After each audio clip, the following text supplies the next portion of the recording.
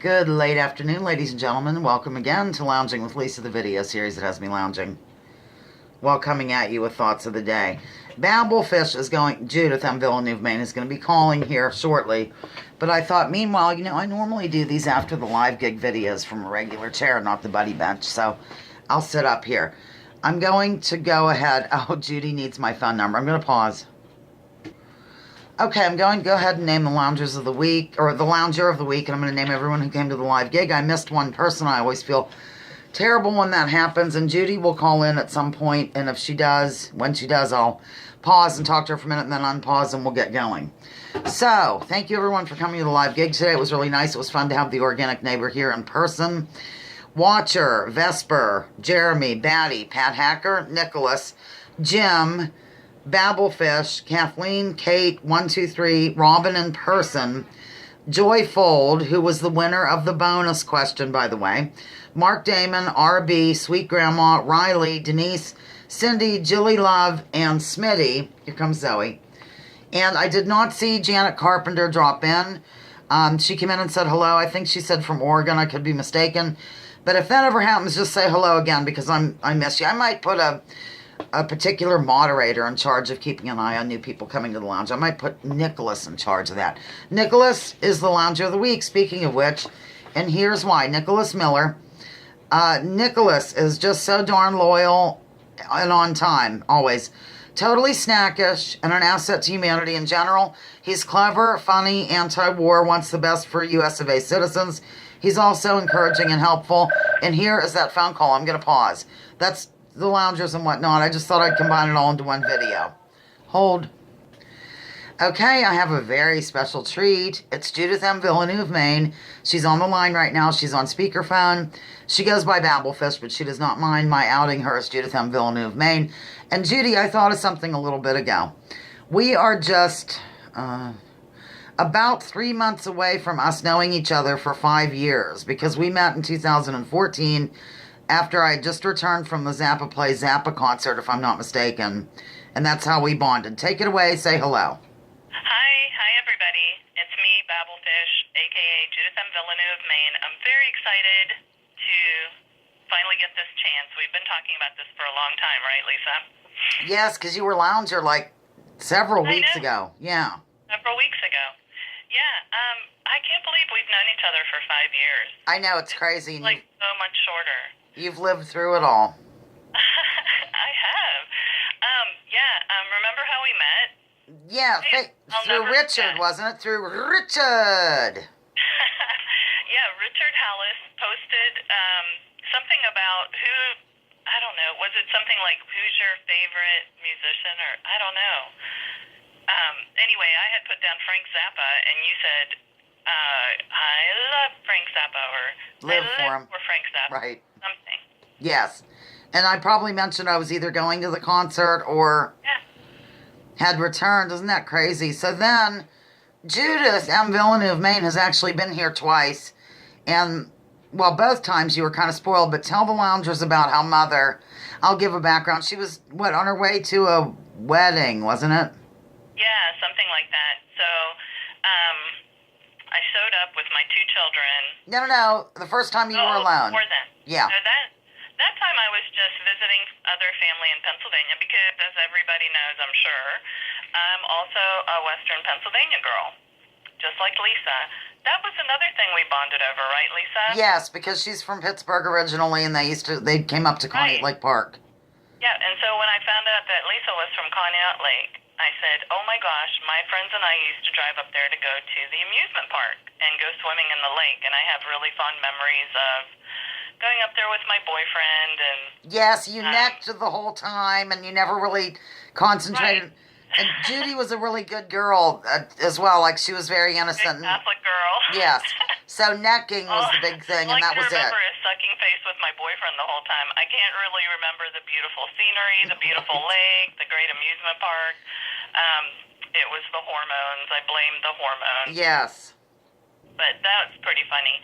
So, we were talking about Lisa maybe coming up here to Maine, and then finally I decided, since I was going to visit some family in Pittsburgh, I was going to just drive up there on my way home. And Lisa said, well, my house is a little small, but my mom has a big house and you can stay with her. And I thought, well, I hate to impose on this woman, but she was just wonderful. I mean, Lisa's mother is, I'm sure you guys know her because she's on a lot of the videos, but she is actually genuinely like the sweetest person I know. Aw. One of the sweetest people. And she, anytime I've been there twice, she just opens her home to you and provides you with breakfast. I would get up in the morning. On a tray. Tell them about the tray. Right. So in the morning, I'd walk out to the kitchen. Of course, Jackie was already up and about, probably on her way to work.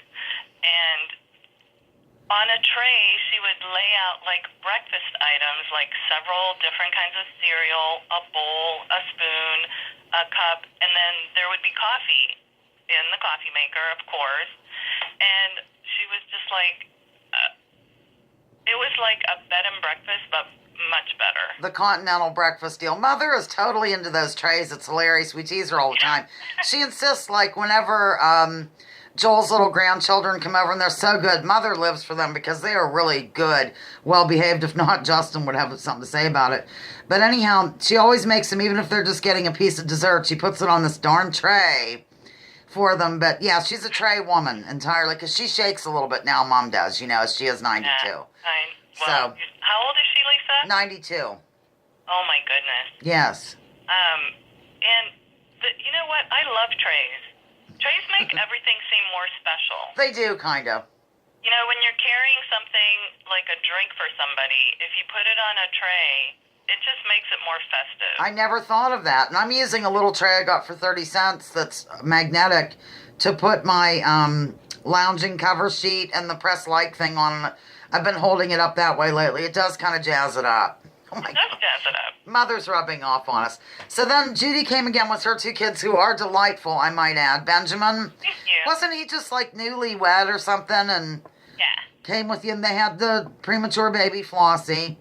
They're the ones that have the baby, yep. And then At the time that we came, she wasn't even pregnant yet. Oh, right. Yeah, we had come back from Missouri, where one of my brothers got married.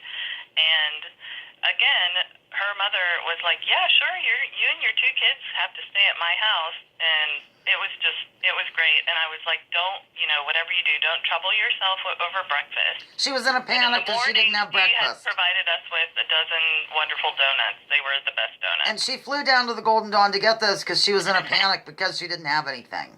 I know. Because she had been working all week. Not to worry. Yeah, that was so sweet.